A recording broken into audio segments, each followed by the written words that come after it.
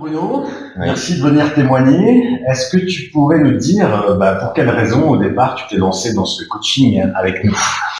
J'ai eu un besoin, tout simplement, parce que j'ai déjà fait du management d'aspect financier pendant 2 ans, parce que l'entreprise avait été très mal, on avait remonté, et à un moment, il y a eu un blocage.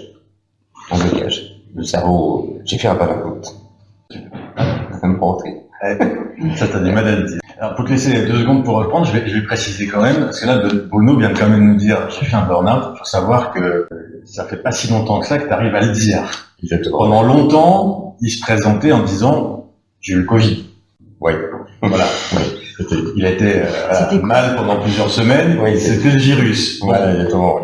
Et le fait que tu arrives aujourd'hui à dire le mot burn-out, c'est aussi Oui, pour moi très significatif. C'est significatif aussi. Voilà. Donc finalement, cet événement-là, ça a été le déclencheur pour toi? Oui, c'était le déclencheur. Après, je dirais que l'entreprise remontant, j'ai accentué le travail et à un moment là-haut, la tour de contrôle a lâché.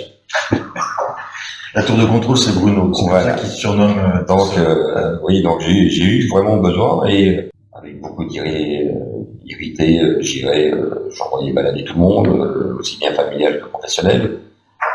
Disons, regarder mon caractère à l'arrivée du matin avant de dire est-ce qu'on peut y adresser la parole ou pas. Et 4 heures de sommeil par nuit. Et je dis pourquoi pas, parce que moi j'aime bien tout ce qui est un petit peu différent de ce que je connais. J'aime bien me mettre en difficulté aussi.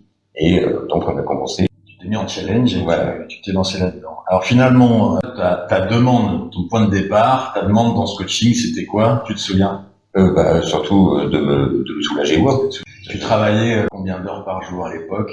Tu commençais à quelle heure le matin? En gros, 5 heures du matin. Jusqu'à 21h, 22h. Et je continuais à la maison. Voilà. Et tu revenais le samedi? Le samedi, toute la journée, le dimanche, au moins 4-5 heures par le dimanche. Ouais. Donc la demande de Bruno, ta demande de départ, c'était travailler moins. Aidez-moi, travailler moins, tout en maintenant la boîte au niveau. Voilà. L'objectif, c'était pas de faire couler la boîte non plus. Non. C'était d'arriver à la manager, mais autrement. Finalement, alors sur quoi on a bossé pendant 6 mois? Sur quoi on a bossé ensemble? On a déjà bossé sur moi au départ. Parce que bon, mon passé, je suis militaire de carrière. Donc je suis le meilleur, je suis le plus beau. Il n'y a que moi qui ai raison.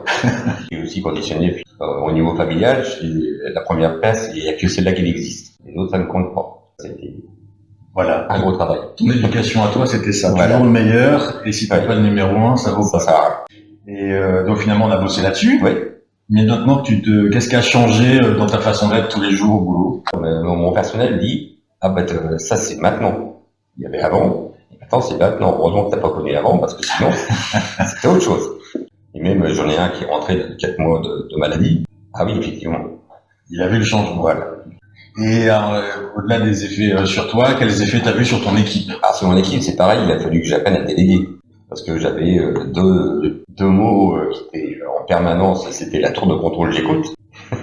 Et il y a une phrase aussi que j'ai eu du mal à me rappeler quand on s'est redit hier, lors d'une réunion, c'est la perfection n'existe pas. Donc tu reproduisais avec ton équipe ce que toi, ton père ou tes parents avaient mis en tête pendant des années.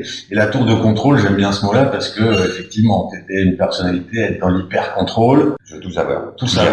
Tout gérer. À l'instant T. Voilà. Alors, à l'époque, quand on a commencé à bosser ensemble, j'avais combien de salariés?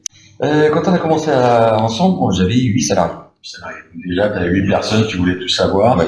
Aujourd'hui, tu as combien de salariés? 19. Voilà. Donc, de toute façon, tu n'aurais pas pu continuer à travailler de la même façon parce que déjà tout savoir sur 8 qui avait beaucoup d'énergie, tout savoir sur 19, ce serait un pari impossible. Et alors, les gens, justement, au-delà de ça, aujourd'hui, comment ils sont? C'est quoi l'état d'esprit des gens qui sont autour de toi? Disons qu'il a fallu aussi que j'apprenne à déléguer et à responsabiliser les postes de mon personnel.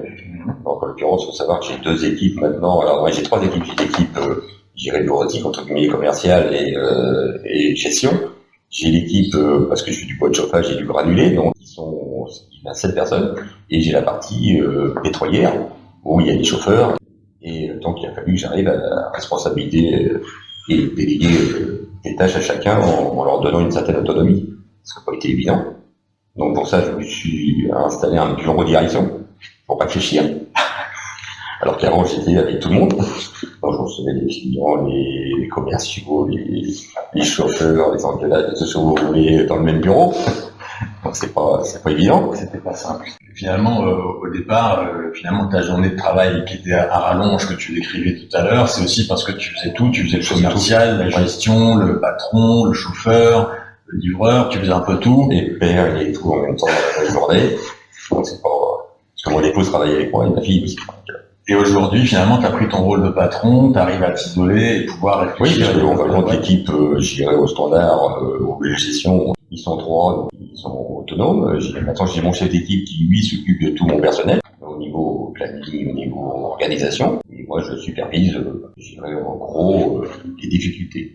Et donc ça, c'était l'impact finalement sur ton organisation, ta façon d'être et sur l'équipe, en termes de résultats financiers, ton chiffre d'affaires, ton résultat d'entreprise.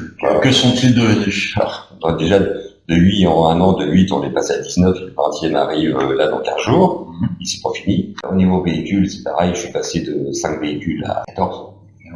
Donc c'est en gros minimum 400 000 euros d'investissement tous les ans. Et mon chiffre d'affaires, l'année record 2026, pardon, en 26 ans. En 26 ans, c'est l'année record. Donc là, on est passé l'année dernière de 4,3 millions à 7,7 millions de chiffre d'affaires. Sachant que dans ce coaching, dans ce programme, on n'a absolument pas travaillé la partie commerce. Non, pas la partie financière, on n'a rien travaillé de la sujet.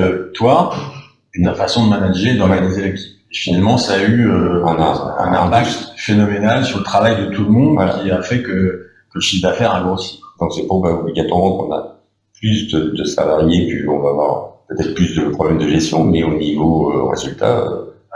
Et alors, au niveau résultat, justement, le chiffre en bas de la page, le résultat, il est passé de combien à combien? En 2 ans, il est passé de 20 000 à 120 000.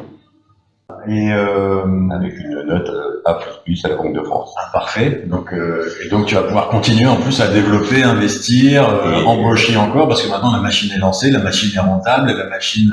Et je dirais que les 6 premiers mois là, c'est multiplié par 3 ton résultat.